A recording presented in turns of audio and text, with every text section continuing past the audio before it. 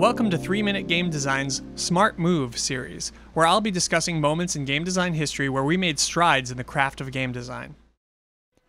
The hit point concept is everywhere in video games. Dungeons & Dragons originally popularized it, and computer games of almost every genre use it, almost by default. It's easy to understand, it's easy to program, and it's so ubiquitous that many players and developers feel like there's no possible alternatives.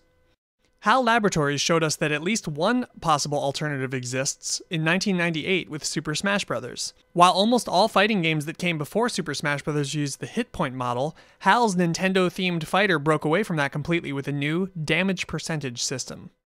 This system was a great move for a few reasons. The first reason is that it serves the system of Super Smash Bros. Extremely well. If you notice, almost everything in the game serves the core mechanism of positioning.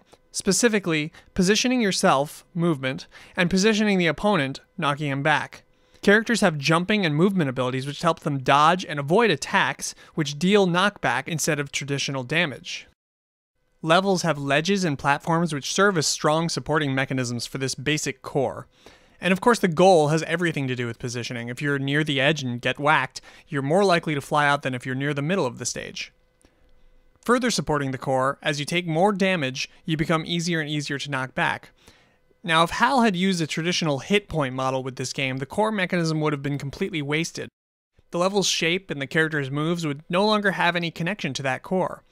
Take a look at the more recent PlayStation All-Stars for an example of this very mistake in action. The second reason that the damage percentage is so smart is a bit more general. Every time you add a rule to the game, it's nice if that rule does many things, and has connections to numerous other rules in the system. In most fighting games, the hit point bar really only has one piece of information that it feeds to the rest of the system. Are there hit points left, or aren't there? It's a binary system that simply tells the game whether the player is defeated or not. Whether you have 1 hit point or 100 hit points, that makes no difference. While there are strategic considerations that will be different at 1 hit point than they will at 100, the game state is basically identical, and not at all informed by this difference.